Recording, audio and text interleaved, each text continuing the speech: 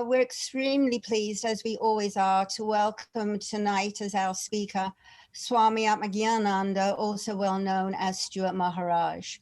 He is a senior monk of the Ramakrishna Order and the resident minister at the Vedanta Center of Greater Washington, D.C. since 1997.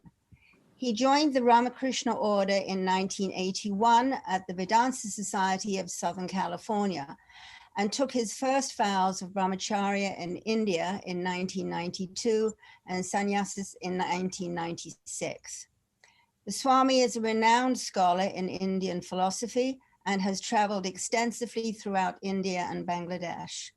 Stuart Maharaj has contributed various articles and translations to many of the books and magazines of the Ramakrishna Order. He authored Jiva Goswamin's Tattva Sand Abha, a study on the philosophical and sectarian development of the Gaudiya Vaishnava movement, published in 1986 under his pre-monastic name, Stuart Elkman.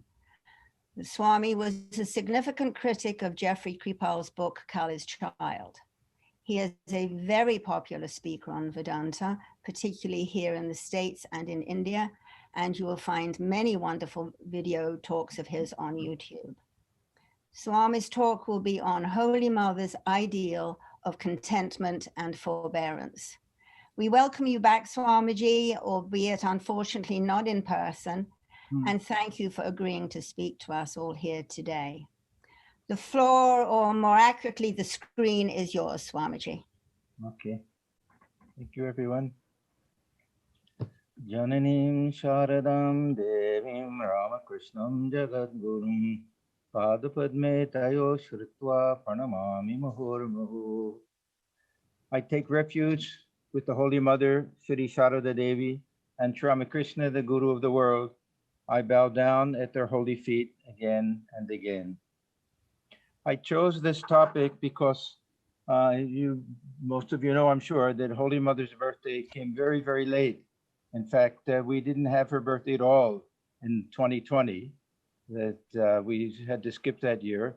And her birthday was this Tuesday on the 5th. So I thought I would speak about what I consider to be one of the most important teachings of the Holy Mother. We all know about her final message and not looking for faults in others. But after that, I think this is probably her most important teaching. I'll read it first in Bengali because it's very sweet. She used to say, Shojo shaman gun nei or shonto shaman dhon nei. This means that there's no virtue equal to forbearance, and there's no treasure equal to contentment. And we'll see that these two things are very, very closely related. No virtue equal to forbearance, no treasure equal to contentment, because if we can really practice forbearance, then we'll find that we have a level of contentment that's very, very natural. We don't have to do anything to try to achieve that. It'll flow directly from this practice of forbearance. And we see that this was not simply a teaching in Holy Mother's life. She lived this. She's the best example. She's the shining illustration of this teaching, this practice of forbearance, and how it results in this beautiful type of contentment that comes into someone's life. So we'll see that this was a really shining feature, a prominent feature in the life of the Holy Mother, and we can't find a better ideal for the practice of forbearance and the resultant practice of contentment than we find in the life of Holy Mother. We have different terms. There's shojo, sahya, or sahana, or titiksha.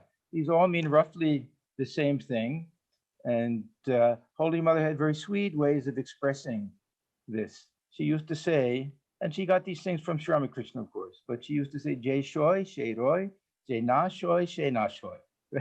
It sounds very beautiful, that one who forbears endures, one who does not forbear perishes. So she really saw this practice of forbearance as something critical in life, not just spiritual life, but in life in general. Sri Ramakrishna also gave tremendous emphasis to this idea. You know, in the Bengali pronunciation, the three sibilant sounds in Sanskrit are all pronounced the same. Shaw, shaw, shaw. In Sanskrit, they'll have slightly different sounds that sha, sha, sa, but Bengalis will pronounce it all with the sha sound, and they'll say shaw, shaw, shaw. Now, Thakur used this, a very nice illustration. People would say that why are there three different letters if they're all pronounced the same? And Thakur used to say, shaw means forbear, saha, it means forbear, that it's worth repeating 3 times. It is such an important teaching, shaw, forbear, shaw, shaw, shaw. It needs to be repeated 3 times. We have to remember this. So he used to give that nice teaching. This is why we have 3 different letters that are all pronounced the same, shaw, shaw, shaw. Now, there's a very classic definition, which is also a very good definition. You'll hear this quoted all of the time whenever you hear talks about forbearance. This is from Vivek Chudamani, and it says, Sahanam sarva dukhanam apratikara purvakam chinta vilapa rahitam satitiksha nigadyate. Patiently bearing all kinds of suffering and misery without doing anything to prevent it. We'll go through all of these things one by one. Don't get scared. Without doing anything to prevent it, this is a very high ideal. And without worry or complaint, this is known as forbearance. And as I said, we'll see that Holy Mother's life was an embodiment of this definition of forbearance. We very often speak of Sri Ramakrishna and the Holy Mother as one, 2 sides of one coin. And I fully believe this, but we'll find that they complemented each other. There were certain areas in Thakur's life where he emphasized one thing and Holy Mother would emphasize something else. So they each had their special message to give. They didn't contradict each other in any way. They complemented and fulfilled each other. And I think this forbearance was especially relevant and obvious and pertinent in the life of Holy Mother. If we look at the life of Sri Ramakrishna, he certainly was not free from suffering and pain in his life. The cancer in his throat at the end of his life, the last, from April 1885 to August, April, May, June, so about 16 months. He suffered horribly, unimaginable. They didn't have, any type of anesthesia, painkillers and things that we have today. So terrible pain from that. And there were other times we can say that when he practiced his spiritual practices among different traditions, that he would go through this vyakulata. We use this vyakulata term sometimes thinking that it just means a tremendous longing. It actually means tremendous agony and anguish also. And Thakur used to say, as if someone were wringing my heart, like they wring a wet towel, the gamcha that they have, that tremendous pain and burning sensation over his body. So it's not that his life was perfectly free from all of these things, but aside from this final physical ailment, and of course he had stomach trouble, dysentery, other things, but aside from that, his life was relatively smooth. He didn't have to worry too much about things. He was taken care of. He had his rashaddars, he had his suppliers of his needs, Matar Babu and others. They came one after another. He didn't have to worry where my next meal will come from, where the money will come from. He didn't really have family problems. Of course, Fridoy tormented him a little bit and others, but compared to the life of Holy Mother, which we'll see, his life was rather smooth. He could spend most of his time blissfully thinking of the Divine Mother. Devotees, adoring devotees would come to serve him.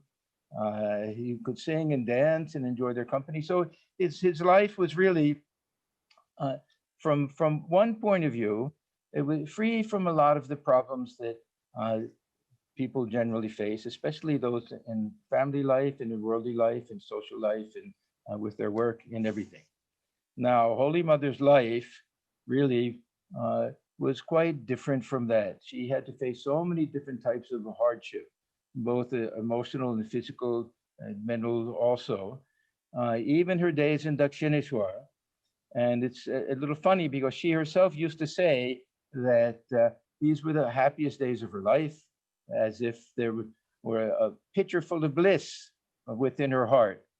But at the same time, we know how difficult it was for her there, that she had this tiny little room where she stayed, and she had to do all the cooking and cleaning. Sometimes someone else would have to sleep in the room. Also, she had to get up very early in the morning, 3 in the morning, and she would have to go in the dark and take her bath in the Ganges. She was so shy that she couldn't do anything that could be in the public gaze. So this was a terrible type of austerity, to have to every morning in the dark find her way there. And one day she almost stepped on an alligator or a crocodile or something. So it's very difficult. And then imagine that no toilet facilities for her. So most of the time she would have to relieve herself early morning the whole day.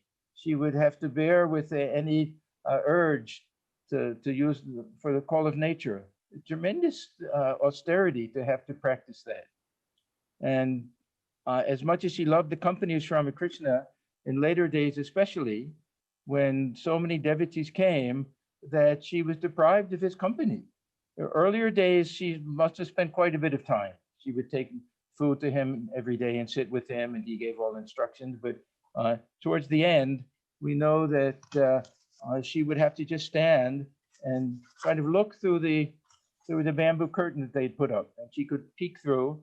And Thakur would often say, make sure that the northern veranda, that the doors are open and everything, so that she can look in. He said, literally see the joy that's taking place in here. So she would stand for hours on end and looking through that screen. And as a result, she got rheumatism and always had a lot of pain in her legs. And she really lived a life of great, Thakur compared it to the exile of Sita. She was stuck in that little room. Thakur used to talk about Lakshmi. The Lakshmi was her companion. This was Thakur's niece. And he used to talk about them, about the two birds living in the cage. So sometimes he would tell, some nice food came, he would tell one of the devotees, oh, take some of this to the birds living in the cage. And many of them thought he actually had kept the parrots or parakeets or something, that she kept herself so hidden from view that very few people even knew that she was there. Authorities, they used to say, yes, we've heard that she lives here, but we've never seen her. So this was a life of great deprivation. We don't know if, of course, it wasn't suffering in her eyes, but there were so many restrictions for her there. Then just imagine the anguish that she went through after Thakur passed away. He was everything to her. She was still young. She was 33. She had lived a half her life, and now the second half, almost equal amounts, number of years, had to be lived without him. He was not just an ordinary husband. He was her guru. He was her Ishta Devata. She looked upon him as Mother Kali, even. So this was tremendously shattering for her. After he passed away, she really had no desire to live. She had to be taken on pilgrimage. She was taken to Vrindavan. We know that Yogan Maharaj, some others were there. And if it hadn't been for Thakur appearing to her on several occasions, having his vision, and then being told to start having her disciples, and then experiencing the samadhi and other high states, would have been very difficult for her to live in the world. Then Thakur, he asked her to do something which turned out to be very, very difficult. And this was part of the custom of those days, not to abandon the home of the husband. So he wanted her to live in Kamarpukur. It was a very hard period. There was nobody there, no family members there who really cared for her. And she had very little to eat. She had to just look out for herself.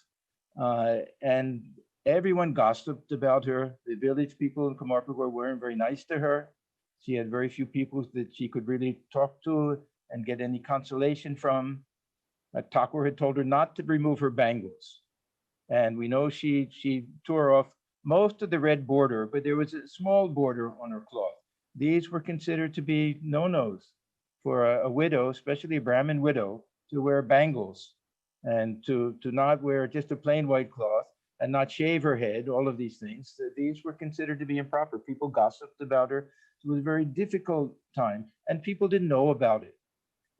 We wonder, well, how did the disciples allow this to happen? They were the direct disciples. Some of them, they were lost in their own world in Baranagur or wandering days.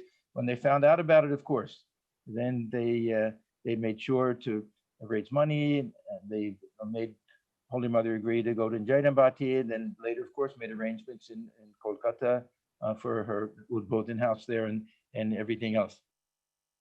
Then she had her brothers. She was the oldest, and she had 4 brothers. The only one who was worthy of anything died young. Yeah? So the one that she loved the most, who was the most qualified, the sweetest nature, he died young. And the others were constantly fighting and quarreling and jealous and wanted money from Holy Mother. They made her lives miserable. And the brother that died, he left his wife behind, who became mad, the mad aunt. And she had just given birth to Radhu. So Radhu and the mad aunt and her mother, they tortured Holy Mother. They abused her in so many ways, even physically, throwing things at her and hitting her. And so, and this Radhu became addicted to opium because of stomach problems.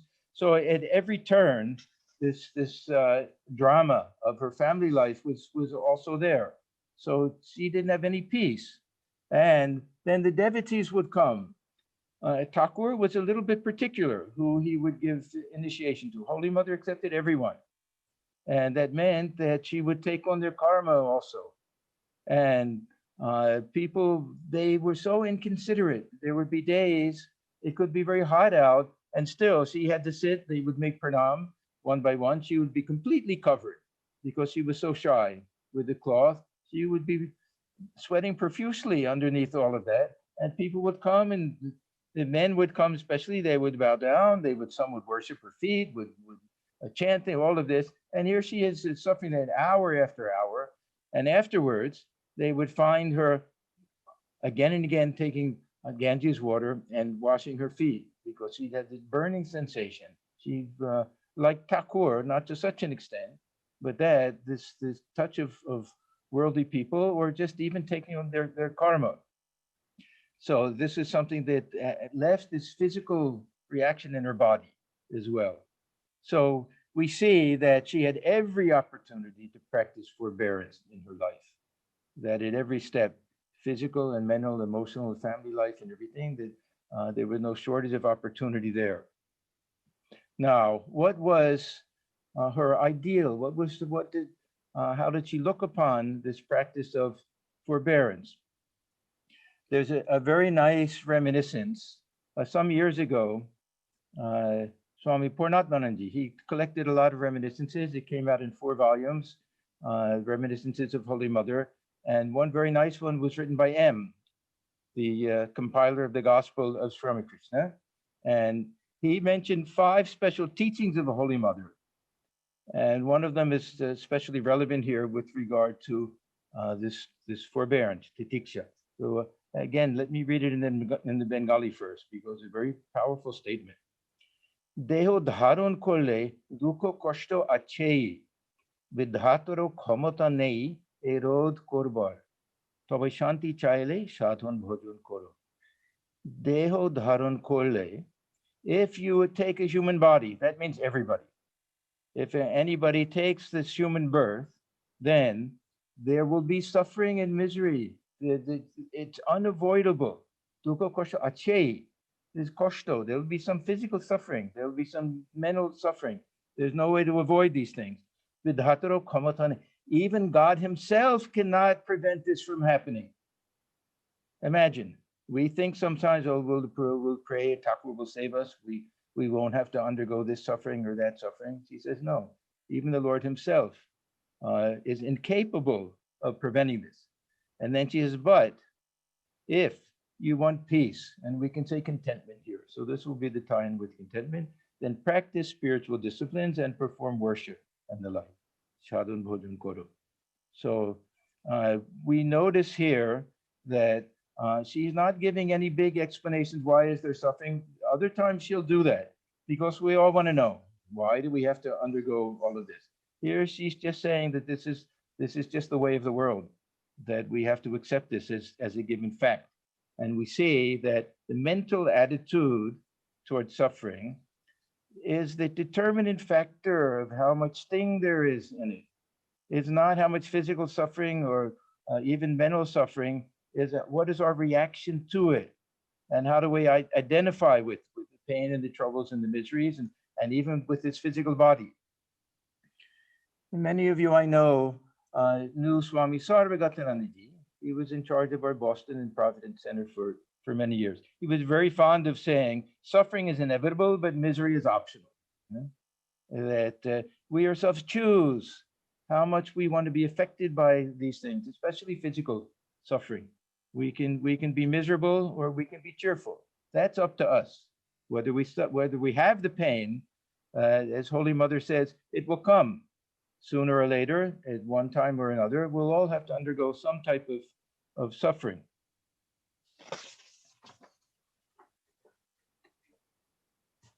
So Holy Mother really is almost giving a Buddhistic type of interpretation that there is suffering in this world. We read this in the Gita also, that this is a dukhalaya. This is the abode of suffering. Asukam is the joyless world. It's a little bit pessimistic, but we just have to accept that fact. This is the first important element in getting over all of this, is accepting it. We have to accept that fact, and we have to understand that not only is suffering a part of life, it's inevitable, it's common to all. And even this is a little bit helpful when we realize that everyone undergoes this. I remember Swami Swananji giving an example. I heard it many, many times. He said, you wake up in the morning and you feel achy and you feel feverish and you have a sore throat. You feel absolutely miserable and you just feel awful. And then you look in the newspaper and you read, oh, the Asian flu has come and hundreds and thousands of people are suffering like that. He said, instantly you feel a little better. I'm not the only one suffering from it. Everyone is suffering from the same thing. So a little bit comes from this idea that we understand it's inevitable and that we're not the only ones undergoing all of this. I have this feeling also that we have a very unrealistic idea of what life should be like. That, say, health, for example. We take it for granted very often, most of us at least, that we should be healthy. If we're not healthy, that's the aberration. Something went wrong. But if we think about it, the body is full of all sorts of bacteria and virus, all sorts of things that are in constant battle with these good white cells and immune system things and everything, that there's no reason why we shouldn't be sick. If we're sick, that should be the default. That should be, this is the way things should be. I'm always surprised that when we're not sick, when we go out for a drive in the car, stop and think that how many opportunities there are for accidents. It's the really almost a miracle sometimes, I think, driving at the speeds that we drive, where everybody, so many cars next to each other, that there's not an accident every time we go out. So if we switch this around a little bit and we think that, okay, it's actually reasonable to be sick when the body aches, when we have problems, car accidents, or all of this, we shouldn't ask, oh, how did that possibly happen? We should remember that we're very lucky these things don't happen more often. Now with this pandemic, that we have to really feel that we're the lucky ones if we don't get it, not the unlucky ones if we do get it. It seems to be around everywhere.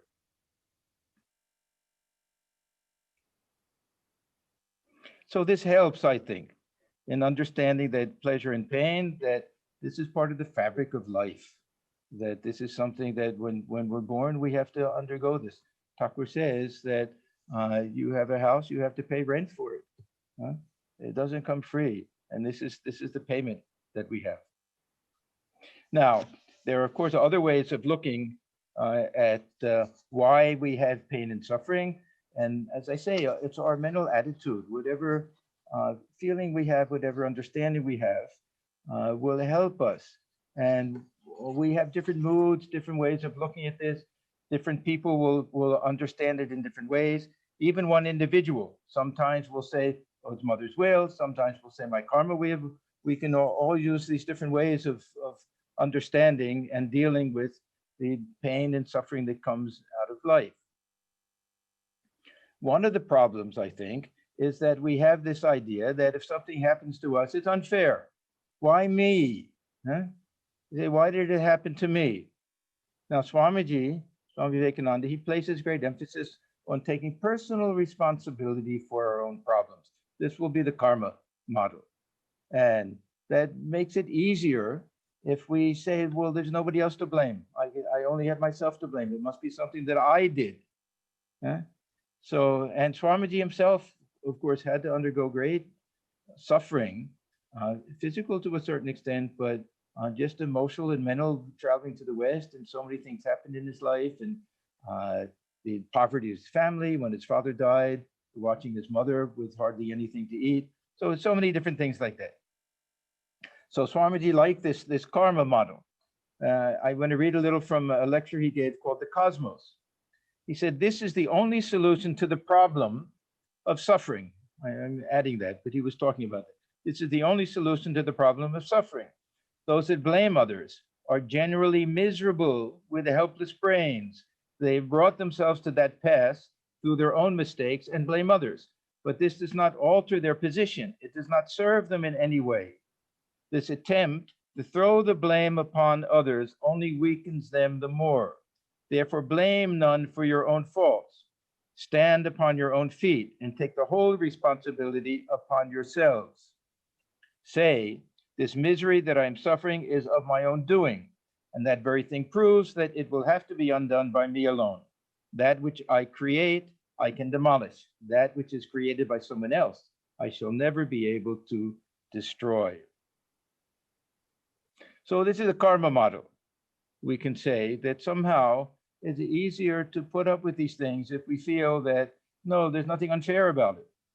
And even to think that we're getting rid of this past karma. That the more we suffer, the more we're being relieved of all of these things. And we have this idea, many people, that if this is our last lifetime, there's a big slate of old karma to get rid of. So many people ask, why these great spiritual souls, why did they suffer so much? They're getting rid of something that may have taken lifetimes to get rid of in one lifetime. So this is another way that we have to look at it. And the more we suffer, then we can feel that the quicker we're getting rid of all of this. But we have to make sure that we don't continue to add to this karma. That if we see that we're suffering because of something we did in the past, then we take a vow to ourselves not to repeat that. The other thing is, when we ask, why me? Shouldn't we rather ask, why not me? Huh? Are we happier if somebody else suffers instead of us? I have this theory, this law of averages theory. Suppose we have this belief that a certain percentage of people will suffer from a certain disease or will have an accident, something like that. That means that, so I pray that it won't be me. That means I'm praying it'll be somebody else. What type of attitude is that to have? We have some great souls who will say, no, let me suffer. Let me suffer for others to prevent them from suffering. I don't remember the verse, but a beautiful verse that Swami Atmajnanananda used to pray, used to chant and recite with that idea. This is what I call the Southwest airline dilemma. Huh? You all know Southwest Airlines, that everybody wants to check in exactly 24 hours in advance so that they'll get the highest number, they'll get the best seat. We get the best seat, it means that somebody else is pushed to the back. This is a dilemma. So what do? We want to be great heroes and sign in last. We'll be the last ones on the back of the plane. We want to be the first, or we not think about it. This is a kind of a dilemma. I remember reading about an incident in the life of Swami Bhuteshanandaji. Swami Bhuteshanandaji, he was president of the order for a long time, very wonderful, sweet, loving natured Swami. Everyone loved him so much. One time he was called to Bellarmut. He was in his early days, he wasn't still senior at that time, but he had a reputation for smoothing things out wherever there were problems because his nature was so sweet. And all of his brother monks loved him very much. So they all pulled him aside and said, "You know why you were called here, Bellarmut?" And he said, "No." And he said, "The authorities are going to ask you if you're willing to go to Cherrapunji." Cherrapunji was one of our centers in Meghalaya, was probably Assam at that time, that was mostly a tribal area, and very often there were problems with the local people there. So he said, they're going to ask you if you're willing to go. They won't force you. If you say no, then they'll say, okay. But better you say no. It's a terrible situation there. Anything can happen. You even physically, they may attack you, this and that. Now, Swami Bhuteshananda Maharaj, he was very simple, and he took this as good advice. So when they did call him in and asked, "We'd like to send you, but we won't force you. We'd like to send you to Cherrapunji," with folded hand, he said, "No, please forgive me." So then he thought he was free and he got out. Then the next day he heard that one of his brother monks was being sent. Of course, they weren't going to not send anybody. And then he said, "Oh my God, what have I done?"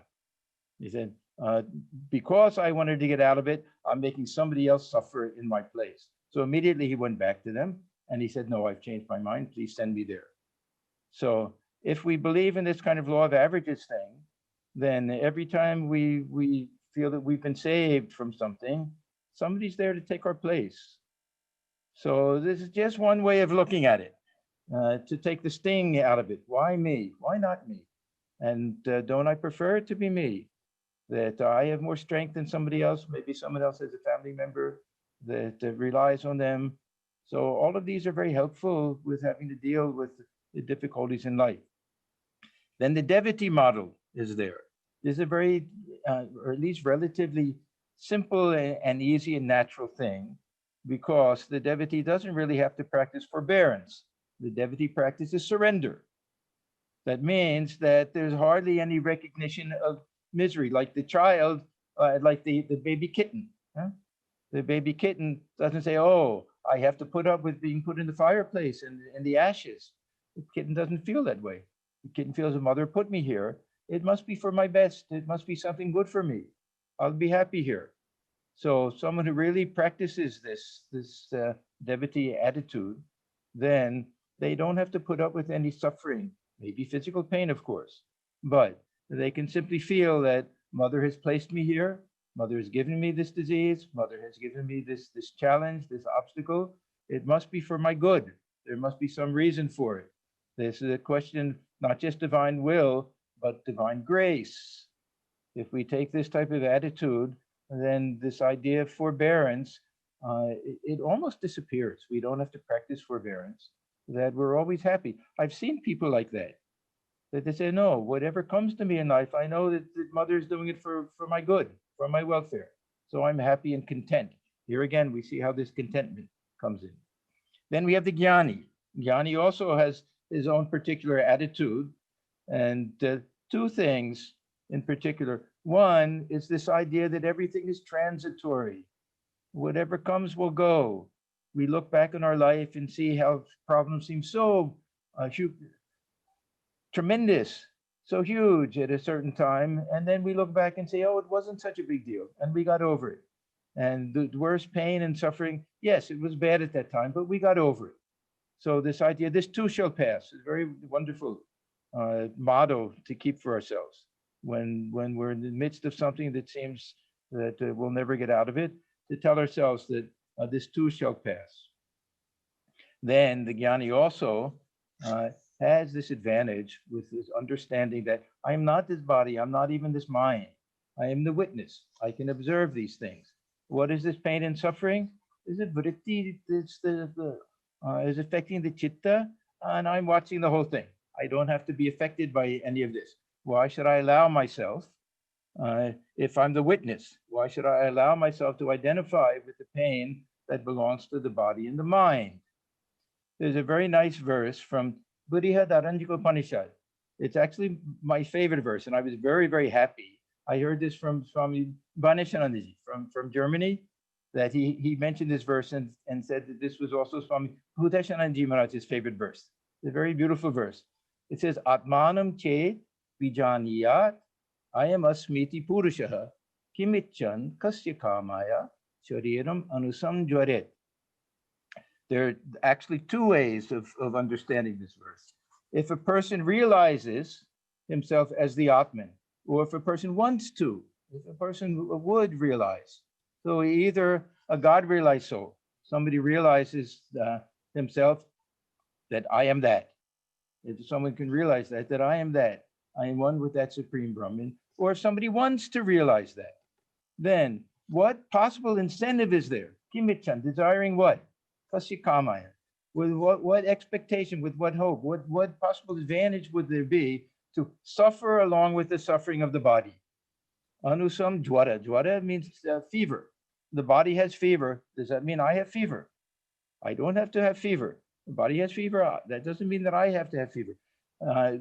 We read very often, we see in the life of Swami Shivananda Mahapurush Maharaj, that he had tremendous suffering at the end. He had a stroke and other things. He could barely move, barely talk. The people would come and ask, oh, how are you, Maharaj? And he would say, if you're asking about this body, the body has its aches and pains, and this body will die one day. If you're asking how I am, I'm fine. Huh? No identification. He said, by Thakur's grace, I know 100% I'm not this body, and that I'm the ever blissful self. So this is the way that the jnani will be able to deal with this. Another thing that especially we read in Gita, if we want to avoid this little depression of mind that comes when we have these problems and everything, we have to avoid getting excessively happy when good things come. Yeah? That we read so much in the Gita that without these ups and downs, that we don't want to, we want to practice this equanimity, sameness, in praise and blame, victory and defeat, and all of that, to practice equanimity in joy and suffering, pain and pleasure. This also helps. So we see that there are all different ways that we can try to deal with all of the trials and tribulations of life. We can be very practical, as Holy Mother is, and say that, okay, it's inevitable. The Gita, there's a very beautiful line in this Gita, that which is apariharya, that which cannot be avoided. Why should we grieve over that? Huh? If it's inevitable, we grieve over things that, why did it happen? It didn't have to happen. But if it has to happen, then why should we get so upset over it? So we have this Holy Mother's initial point of view, where she talks about just accept that this is natural in life. Then we have this idea of karma. We have this idea of the will of God, or that these suffering, misery, this is the best teacher in life. You know, so Swamiji has that beautiful poem, Angels Unawares, where he talks about all the different suffering, how it turns out to be the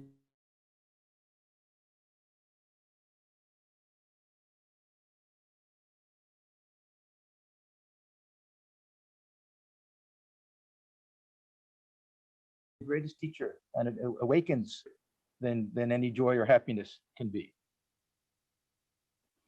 Then we can take the view, of course, of the jnani, that I am the witness. I am not this body, I'm not this mind, and whatever comes to the body and the mind, it will pass. I'll patiently forbear. These are all wonderful teachings that we find in Gita. Gita speaks so much about this idea. Tangs titikshasva bharata, then just forbear. These things will pass. Just put up with it. Don't get too involved with all of these things. Now, when we go back to this original verse that I quoted from Vivek Chudamani, we see that there are different elements to it. And one of these is apratikara purvakam. Should we do anything to remedy this? This verse is very strict. It says that just forbear. Forbear means don't try to change it. Put up with it. Now, how sensible is this? And how realistic is this? And is it not foolish? If suppose we get a splinter in our hand, should we not just remove it? Why do all of this practice of forbearance when we can just get rid of it? It's very harsh, this idea. Now we have to remember that this is a very high ideal, and this is meant not for everybody. On one level, we can say that there'll be some sadhus who will practice this, and even that, not all of them. If we look at the life of Sri Ramakrishna, that I won't say he was a hypochondriac, but constantly calling for the doctor, and constantly that one day he wakes up and he presses his leg and he sees a little puffy. And everybody who comes, he says, "Oh, look at this, and press your leg. You get a dimple when you press it.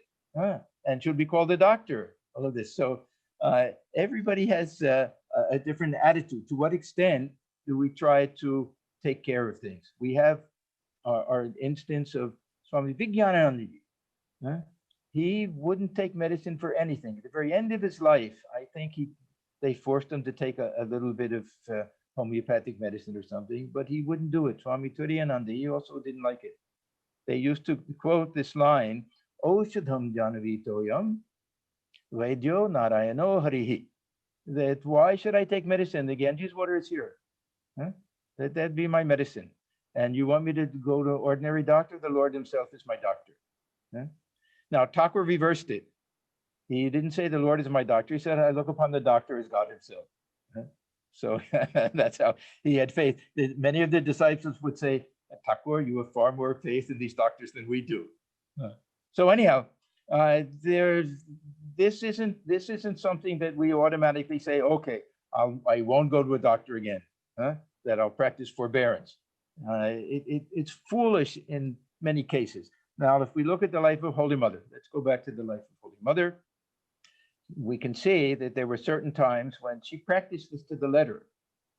Say when she was in Kamarpukur, she didn't complain. She didn't do anything to change it. She just put up with it. Ultimately, everyone had found out about the situation and it was changed for her. There were times with physical pain, where she would do at least the minimum, that we know that she would rub oil on her legs for the rheumatism and things like that.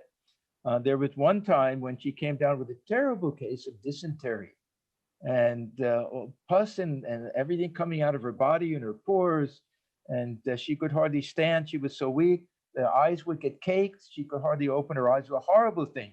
And so they took her to the Singhavakini temple in Jairambai. They thought this is the only way she'll be cured, and she agreed to it. I don't know if they forced her, if she wanted to, but anyhow, at least she agreed to it. And they had her lie down in front of the deity, this form of the Divine Mother, and through the grace of Singhavakini, there was a cure to put some, I forget, lemon juice or something in her eye. Anyhow, she was cured from that. And after that, everyone knew far and wide, they looked upon this Singhavakini as an awakened deity, and many people could get cures. But the point is that she didn't refuse to get treatment, to find a remedy. So this paradikaraporva, we shouldn't take this too literally. We can try to be sensible and say that we won't try to find a remedy for every little thing that goes wrong in life. That some things we'll just have to accept. Now with Sri Ramakrishna, these tiny little things, how he would run to the doctor very often. When he got his throat cancer, of course, many doctors came and he took different types of treatment, but it was pretty much understood that if he had really wanted to, that he probably, I won't say he could have cured himself, but if he had really used his spiritual power, whatever, that perhaps he could have, but he refused to even consider that. At one time, he was also very simple when people suggested things to him, that he would do it. So they said, why not ask the Divine Mother, at least do something to keep your body together a little bit. So he prayed to the Divine Mother. Mother, at least let a little food come down to keep the body alive, like that. And then he said, what Mother said to me, you're eating through so many other mouths. Huh? So, and he had other visions, other times, and he would say, Uraswa, don't tell me to do this anymore. I asked Mother for that. So he practiced forbearance, of course, in his own way. So this is the critical question. To what degree do we try to change things? And do we try to, we have some illness, do we try to cure it? Do we do extreme measures? Do we do surgeries? Do we not do surgery? These are very practical things, and they come up, and we have to be practical people. We have to take into consider so many things into consideration. These aren't very often just personal decisions. We have to consider what the other family members, how other people will be affected by this. I'll tell you another incident in the life of Swami Bhuteshananda. He was, he lived to a very ripe old age. He lived into his upper 90s. And when he was probably in his mid 90s, he had many ailments. He had heart problems, and he was in the hospital. And the doctors came to some of the other senior swamis who were there, some of the trustees, and said, really, we can prolong his life if we do a procedure on his heart, a heart procedure. But we're afraid to even mention it to him at his age, to have to undergo another surgery. It's almost heartbreaking for us to have to ask him about that. So one of the swamis, I think it was probably Swami Atmajnanananda, he said, let me talk to him. So he spoke to him and explained the whole situation. And he said, are you willing? This will prolong your life, at least your devotees and disciples will have your company a little bit longer. And he said, when I joined this order, I surrendered everything. I renounced everything. I don't claim ownership even of this body, that everything belongs to the order. If you all trustees, you decide that it's for the welfare of the order and the disciples, that this body lives a little longer, then go ahead and do the surgery. So it had nothing to do with his own personal desire, completely selfless answer that he gave. And yet it was to remedy a medical condition that he had. So we have to understand that there'll be all sorts of things that we have to compromise, that some things are just out of common sense, that we can take care of them easily. Other things we simply say, no, I'm not going to spend my whole life with medicines and doctors and everything. Things will go wrong, things will get better. So we have to practice a little bit of moderation. Then there are other types of things, of course, when in the workplace. This comes up in so many times. We hear so many people say that my work situation is so terrible that the boss doesn't respect me, that they give work to other people. So many different things happen that they have to decide, do I want to put up with this? Do I want to change and try to find something else? So all of these things require just weighing things and balancing things. But this idea of acceptance, really, there's something very wonderful about it. We see in our order that we have two very, very broad categories of monks. And of course, there's a big gray area here. But we have those who will be interested in what center that they're sent to. They may request a transfer. They may refuse a transfer. These things are all allowed. Our order is not so strict that they'll force anybody to do anything. And then we have another set that says, wherever the order wants me to go, I'll go. And they go happily. And even if it's leaving a situation that's very pleasant and nice, to go to a situation that's very demanding and difficult, they'll do it cheerfully. And second class of sadhus I've found are generally the ones that have greater contentment. So we have to also look at this, that sometimes when we always look and seek to find the greatest comfort in everything, we find that the compromise isn't worth it.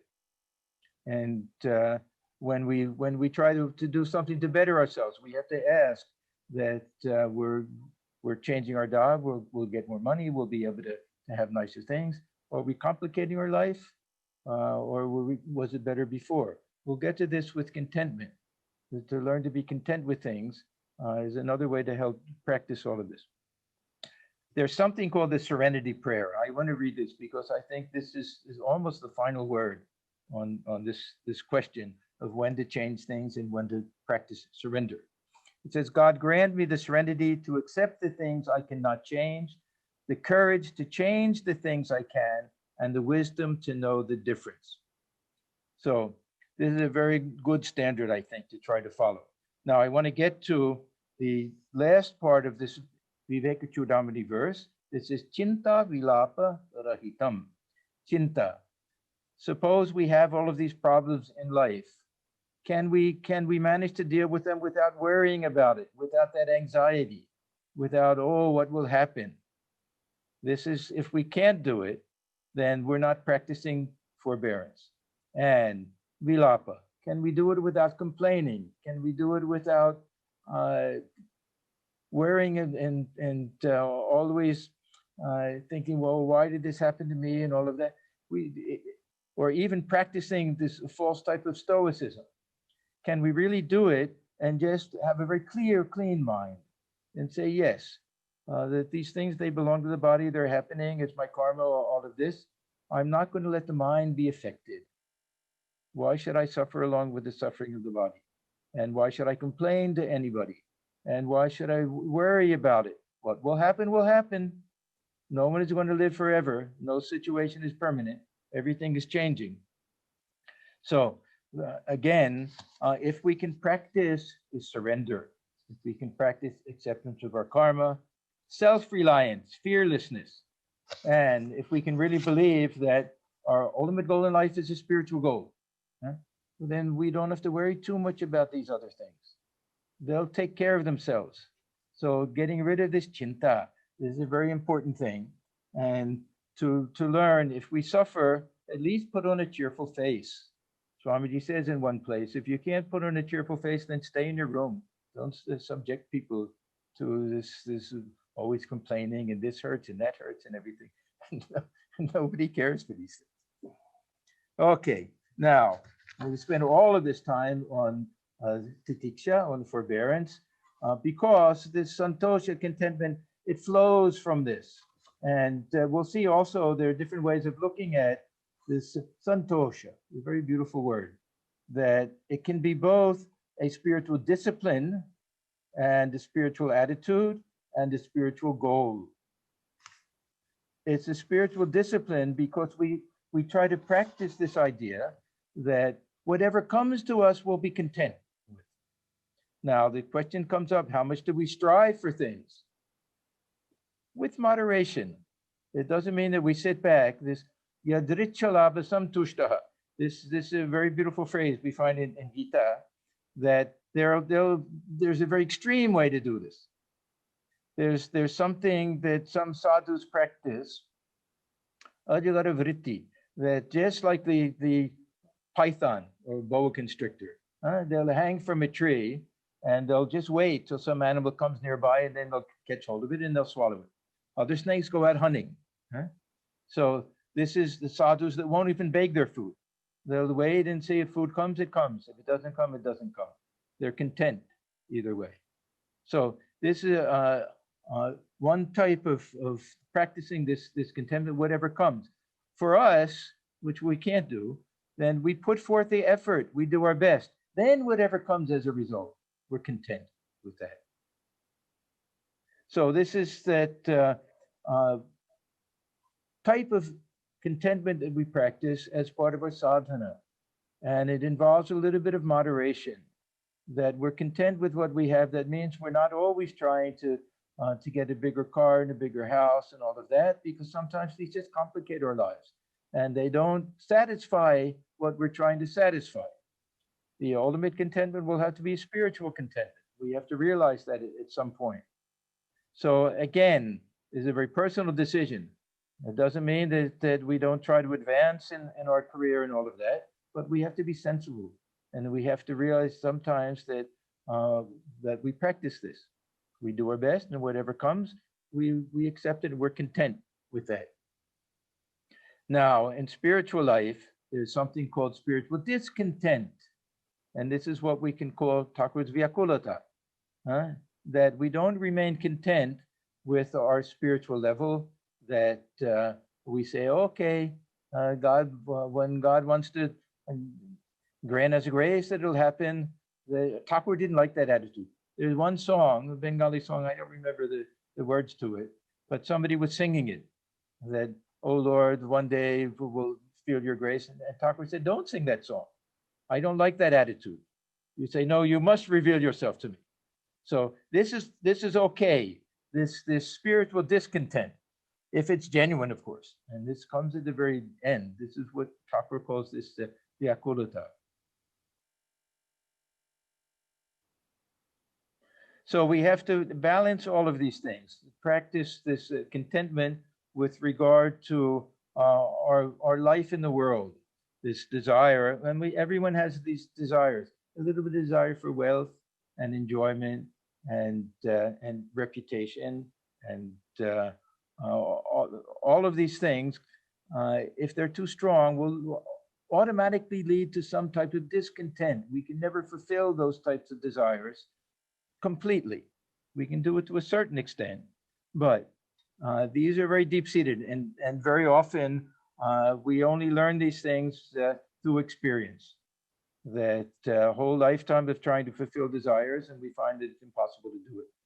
Intelligent people can observe this in others and see, yes, I see that whole life this person has been striving for more and more wealth, and there's no contentment whatsoever.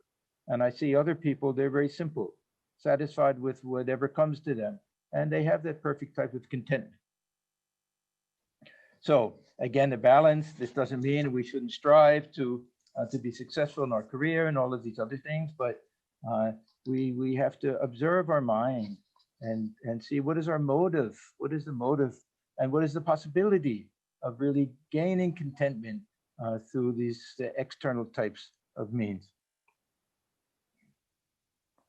Now, I want to mention one other thing that we very rarely talk about, and that is worldly contentment in a very nice way.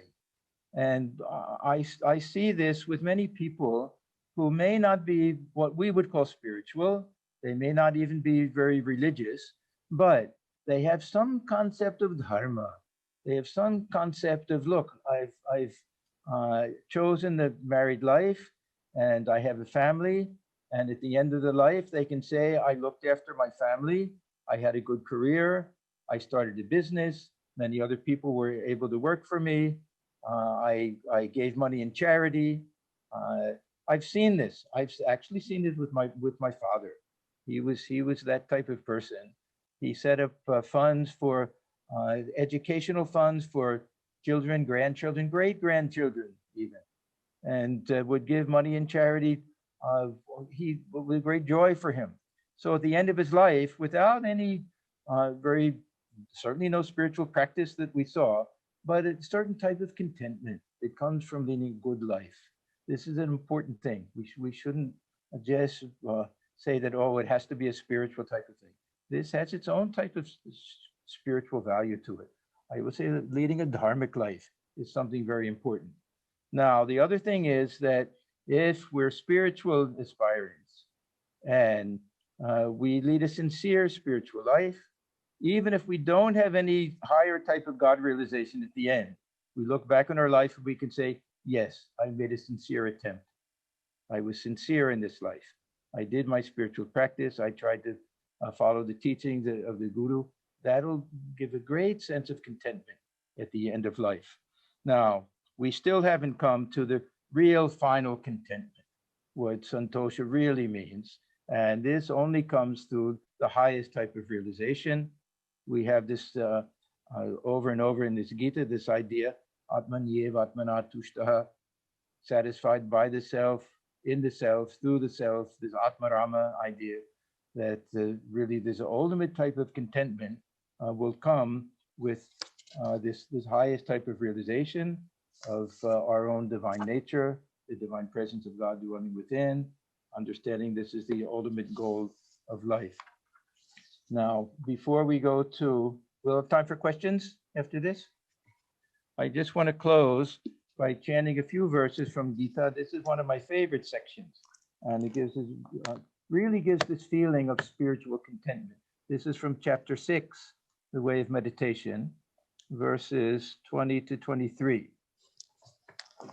Yatra paramate chittam nirodham yoga sevaya yatra chevatmanatmanam pushyanatmani tushyati sukhamatyantikam yatad buddhigrasyamitindriyam veti yatra nachayvayam stitas charadi tatvatah yam labdhva chaparam labham manyate natikam tadah yasmin sthito nadukhena gurunapi vichalyate Samvidya dukkasam yoga viyogam yoga sanghitam tanishchayena yoktavyo yogo nirvinna chetasa.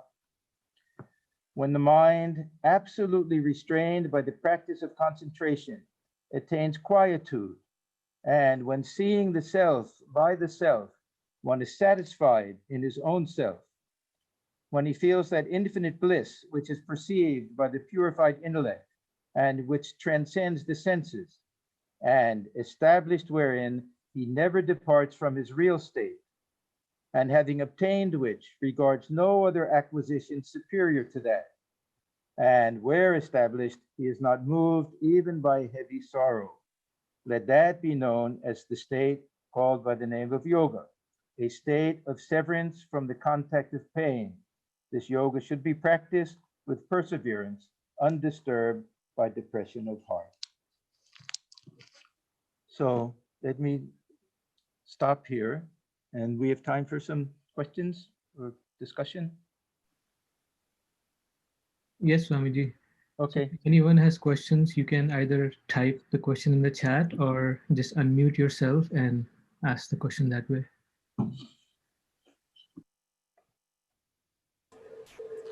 Swamiji, pranam, Paritosh.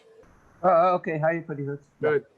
I always wonder, Holy Mother and of course Thakur also, they suffered like mind-boggling how much they suffered, especially Holy Mother, if we read, I mean, if she easily wanted, she could have told somebody to fix, all the horrible problems. Why did she not even try to approach somebody to fix at least the horrible situation that she was? Yeah, I think that her life was meant to be an example of forbearance. And she didn't like to bother anybody. And this was just her nature. She was so simple and so sweet and didn't want to complain. All of that definition we read of forbearance, of being willing to put up with things the way they are, not complaining about it, not worrying about it. This was just natural to her. And she was born, that was part of the reason why she was born, to be the shining example of forbearance for us. So I really feel that with other things, they were small things. You put oil on your legs because of rheumatism, that doesn't take away from this ideal of forbearance. But this is where we really see her forbearance, how she put up with her brothers in Radhu and the Mad Ant, and that period in Kamarpakur, as you say. Now, why did she suffer so much? And Sri Ramakrishna, of course, Sri Ramakrishna, he himself used to say that he took on the karma of his disciples. Sometimes he would specifically blame Girish, which seemed a little too harsh. There were many others also who had done plenty of bad things before, but that he had to take that on, for that was part of why he was born in this world. Now, Thakur had another beautiful theory, that even when God himself takes a human birth, that this body is subject to everything that any other human body is subject to. So we want to ask ourselves, why did Thakur get cancer of the throat? We can come up with all these metaphysical and spiritual explanations, or we can simply say that people got cancer in those days. that there was a lot of tobacco smoking in those days. They had no idea then that could cause cancer of the throat or lungs or anything like that. We can give that type of example. Thakur would say, yes, it's a human body. It's subject to all the laws of physiognomy and any medical science and everything like that. But the other side of it is that this idea that he had that power to take on the karma of the disciples and devotees who came to him, and Holy Mother also. So, yeah, we wonder, why does it have to be that way? The direct disciples, all of them, but if you look at in general, very few people die without undergoing some suffering in life, and there'll be some who are very fortunate. We don't know why. They may lead a terrible life and die in their sleep without any suffering. Right? And other great souls, we think, that undergo long illness, whether it's karma, whether it's random, it's very hard to say. But Thakur emphasized this idea that they also had human bodies. And they also had to live in this world like other people live in this world. Of course, with that huge difference, that they had that tremendous, they were dynamo spirituality, but still, in other respects. You mentioned so many times, even Rama wept for Sita. So even emotionally, they'll share these things in common with other people also. Otherwise, we couldn't relate to them. Their example wouldn't mean that much to us. So this just seems to be the way that even we call them an avatar still. They have the same, in addition to their divine qualities, they also have these human qualities that we have. Thank you, Swami. I just wanted to add here, Maharaj mentioned that verse, that mantra from the Brihadaranyaka Upanishad, Atmanam ched vijaniyat ayamasmiti purushaha kimichan kasya kamaya shariram anusanjurit. So Maharaj, thank you for mentioning that. I did not know that it was Swami Bhuteshanji's favorite verse. I just want to add here that in the Panchadashi, the seventh chapter, which is the largest chapter in the book, Vidyaranya Swami, the whole chapter is about this mantra. In the seventh chapter, Vidyaranya Swami analyzes this mantra and writes 300 verses on this one line.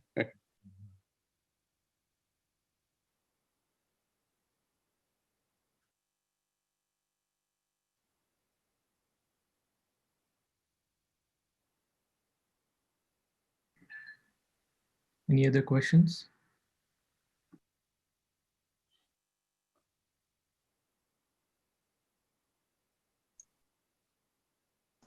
I just want to say, Swamiji is a fantastic talk.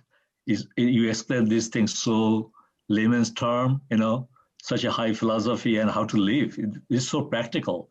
And that's what we need, especially what we are going through in this pandemic time.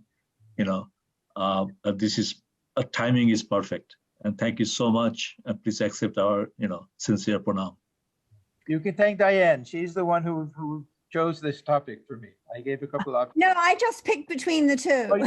There you go. But I was drawn to this. No question, I was drawn to this, and I think we all are, Swamiji, because we, like John said, we need this right now. We need as much help as we can get, and this is extremely helpful and extremely pertinent for today. And so on behalf of all of us, we thank you so much for your time. Hope to see you in person as soon as the world allows, and send our sincere pranams, Swamiji. Thank you. Can I add one thing? Yes. Or Swami Tathagatanandaji. Now, if you think at his age, why go for dialysis and all of that? Mm-hmm. This is pure compassion. This is pure love for the devotees, not for himself. So sometimes what I was saying with Swami Bhuteshanandaji, that same thing, that these very often we shouldn't take these decisions. What to do is just our personal things, but how will it affect others around us? So I was always so impressed that he was willing to put up with that. Yeah, he did that. To extend his life a little bit just for the sake of the devotees. That's all. Not from his point of view, he could have gone at any time. He was absolutely ready. You could see that.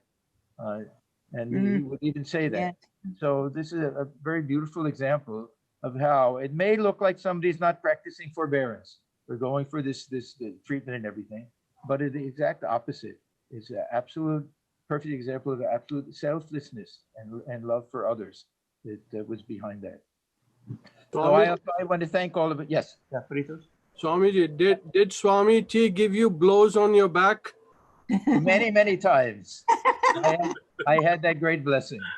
Yeah. No, I received a tremendous amount of love and affection from the Swami T. Tremendous amount. Yeah. And Swamiji, thank you for saying something about Swami T. It just came to my mind just now, just because you mentioned that.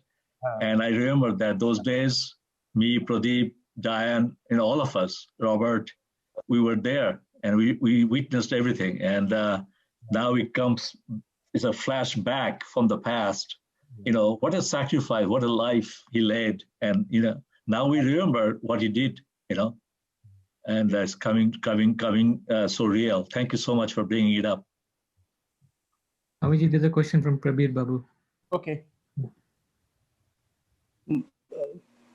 Maharaj, pranam. My question is that Sri Ramchandra's consort, Sita Mama, also went through a lot of suffering in her life. And how do these two compare? Thakur used to compare Holy Mother. He used to compare Holy Mother to Sita, and living in the Nahabat, like the exile under Ravana and everything. Yeah, I don't know how to explain all of these things. Some of these they're cultural explanations also, and different treatment of men and women expecting to suffer silently and everything. And I don't want to go too far into all of these things, but women in general seem to have a greater power of forbearance. And if there's any reason for it, it may be because they have to undergo these labor pains giving birth. And it seems that the tolerance for pain is greater in women, and maybe the ability to suffer is greater in women. I don't know, maybe this will be considered sexist nowadays or anything, but it's very hard to say. It's very hard to explain all of these things, but certainly we see, and Holy Mother herself saw that similarity between her and Sita. So with regard to this great forbearance and be able to put up with, in Sita's case, even humiliation. That this also shows that she was an embodiment of forbearance also, Sita Ma. Swamiji, there's a question in the chat. Okay. Pradeep Bose asks, Pranam Maharaj, very calming and illuminating talk. You mentioned the art of or trait of balance when it comes to forbearance and contentment. I assume the point of balance evolves with spiritual maturity over time as one tries to develop the practice of the Diksha.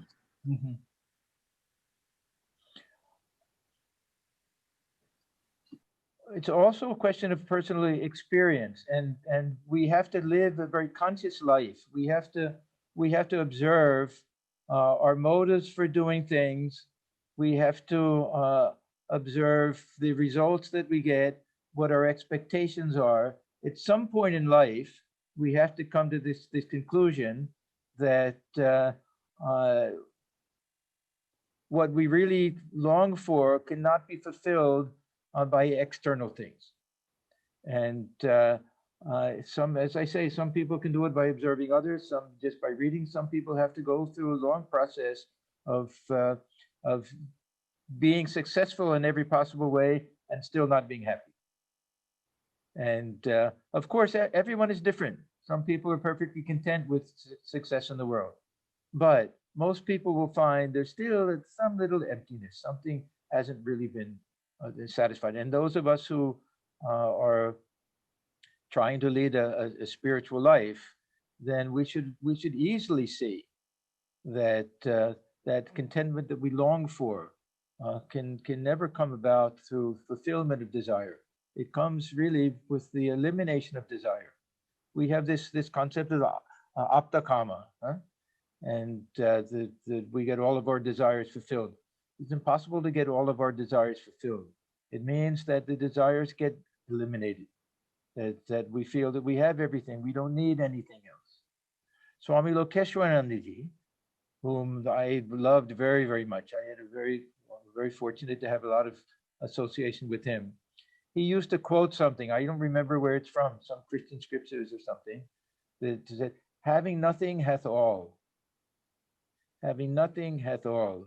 This is a realization that will come generally to sadhus, that this real feeling of fullness and perfection comes when we have no possessions whatsoever. That possessions start to feel like bondage to us, and we feel this freedom of just letting go of everything. Now, for that householder, of course, it'll be a mental attitude. No, I really don't own this house. Even these children are not really my children. Like the maidservant in the rich man's house. Even that is a great feeling of relief and release. So we gradually, through experience, through maturity of attitude somehow, we start to understand that these things that we were hankering after that we thought would bring contentment very often complicate our lives. And that the more simply we can live, the more contentment we have, and the more we can try to find contentment within. That we possess everything already. As we're seeking things in the wrong place, we have to turn inward and find that treasure within the heart, which we already have. That'll lead to the highest type of contentment. Yeah, it's a question of maturity or really spiritual life means transformation. There's transformation in our character and in our understanding and our spiritual outlook. And these things happen through spiritual practice. When we can't avoid spiritual practice. Yeah, through leading a life of meditation and practice and everything. These things should dawn on us eventually. And we have to put them into practice. These can't be theoretical things for us. This practice of forbearance, we have to really take some of these teachings, take Holy Mother as our ideal, and remember how she could put up with all of these things. And with that same sweetness, we don't find her, maybe a little at the very end, but otherwise we don't find her complaining and criticizing people or anything. How she could just accept all of these things. So we have the ideals right before us. We have the teachings right before us. We simply have to practice them.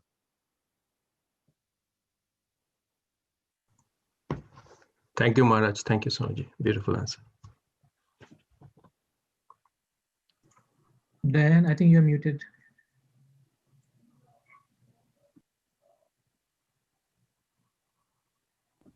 Sorry, all you saw was me making faces, I expect. I'm sorry. Swamiji, thank you again so much. It was wonderful and so grateful that you shared all of this with us. And we wish you well and hope, and like I said, to see you again very soon. Please stay well.